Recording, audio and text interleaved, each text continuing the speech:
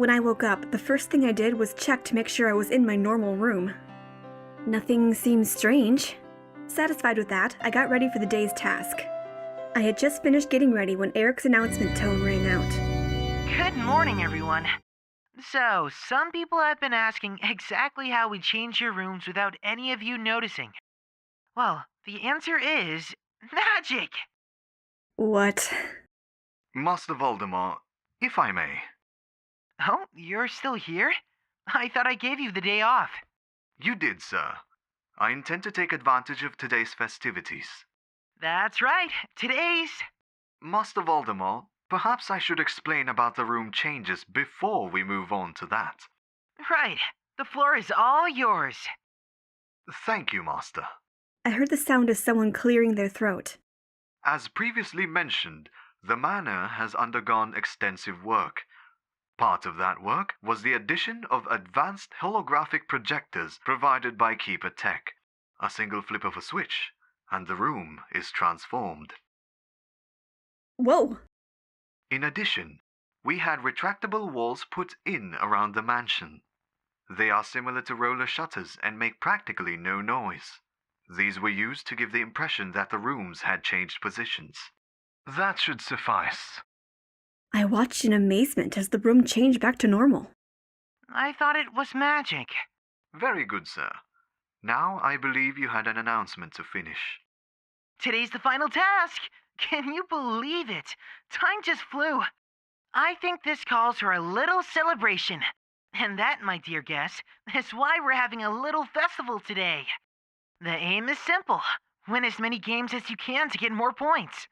More importantly, though, just have fun. Enjoy! Last task. I opened my door to see a man standing there, holding a box. These are for you.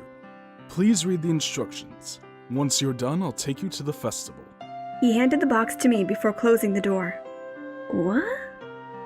I opened the box to find the sheet of instructions laid on top of a festival mask and a yukata. Wear me. Why use such a big page for 2 words? I turned the page over. P.S. Don't take off the mask during today's event. I quickly changed into the yukata and festival mask before leaving my room. The man nodded approvingly at my attire before leading me out of the mansion and to the entrance of the festival. Hey, Miss Archer, over here! Mr. Wolf? Where? I looked around for a moment before I spotted someone waving. I walked over to the waving man. Mr. Wolf? How did you know it was me? He tapped the symbol on his mask. All our team members have this symbol. See? Mr. Bandages and Count have it. I looked at the 2 men standing beside him to see that they did indeed have it. Can we start now? I don't see why not. So, where should we go first? Let's split up. We can cover more ground that way. Sure. I started to walk away when the Count's voice made me stop. Perhaps a lady shouldn't go alone. Who knows what unsavory guys could be in there. I can take care of myself. But that doesn't mean you should have to. I, for one, would be happy to offer my services as an escort. Go escort Mr. Wolf. He's more likely to need protection. What? Very well. Then you can go with Miss Archer. Count, Have you fun, do know you that I'm two. a practiced The martial Count grabbed artist, Mr. right? Wolf by the arm and walked off. I guess we're doing this together, then. Seems like it. Damn it! I'm stuck with the job of making sure you don't get lost again, huh? Hey, don't you mean I'm the one stuck with protecting you? Oh, please. Like I need you to protect me. This is getting us nowhere. Let's just start playing already. We need to win as many tokens as we can. We walked over to the nearest booth. A shooting game. Do you? Leave this to me. The attendant handed him a gun and started the game. I gaped as he managed to hit every single target in the allotted time. Don't look so surprised. For that outstanding show, you not only get this token, but also a plush animal from this selection. Give me the kitten. Alright, here you go. He handed the token and a cute kitten plush toy to Mr. Bandages while taking back the gun.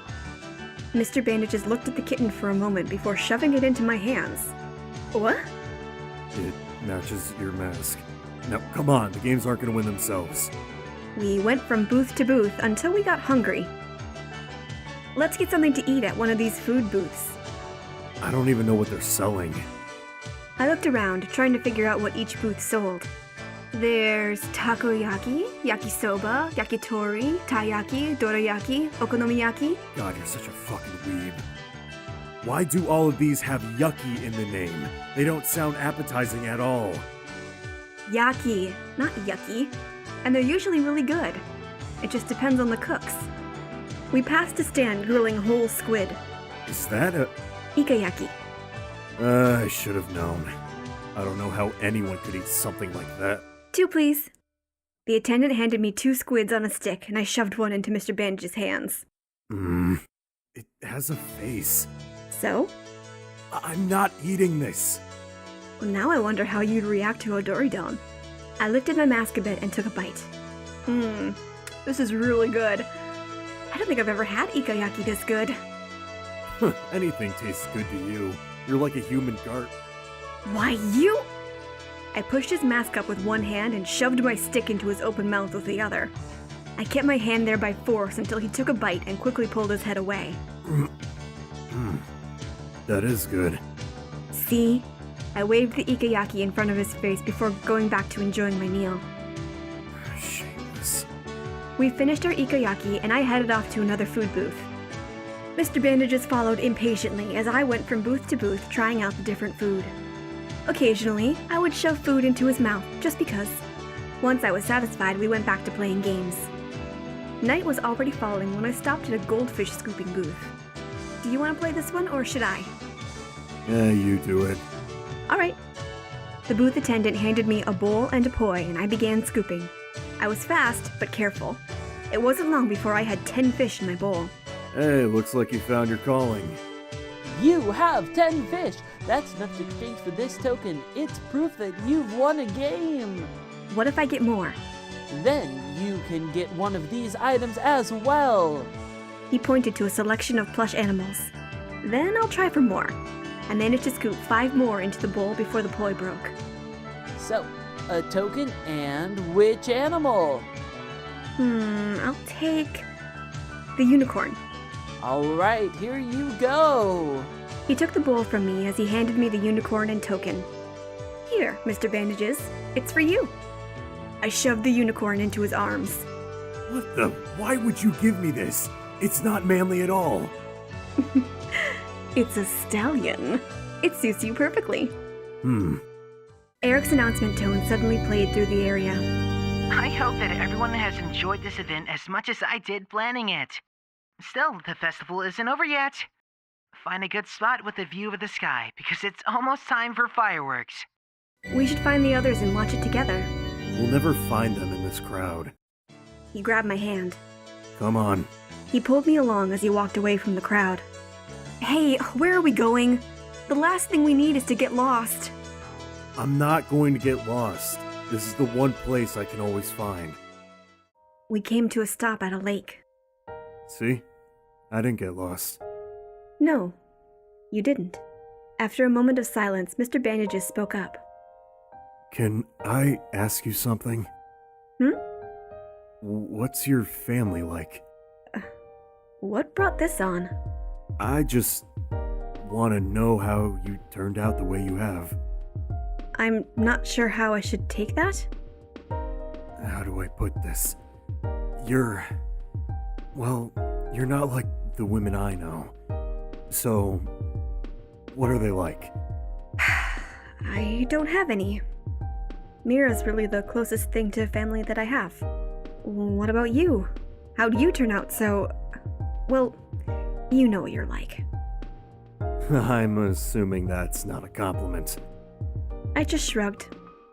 If I have to say it, I guess I got my looks from my mother. Oh, what's she like? She's a force to be reckoned with. Growing up, she was this cold, intimidating figure. I can still remember my nannies going, "Just wait until your mother gets home," every time I did something wrong. So, you take after her in personality too, huh? He scoffed at my statement. Well, it's definitely not from my father. One of the most successful businessmen ever, and he has a bleeding heart. I can't even count the amount of times he would have been swindled by some sob story or other, if my mother wasn't around to keep him in line, that is. They sound like polar opposites. They are. Heck, for the longest time, I thought my mother was just with him for the money. He practically worshipped the ground she walked on. It wouldn't have mattered to him if she cared or not, as long as he got to stay by her side. So, what changed your mind? I caught them being all lovey-dovey in a study. I'm pretty sure that was the first time I'd never seen her blush. Turns out my mother is just really uncomfortable with public displays of affection. Sounds like you love them a lot. I'm a little jealous. He looked at me steadily for a moment. Just as he opened his mouth to say something, the first fireworks flew up into the sky. I never caught the words he said, and he refused to tell me even after the fireworks ended.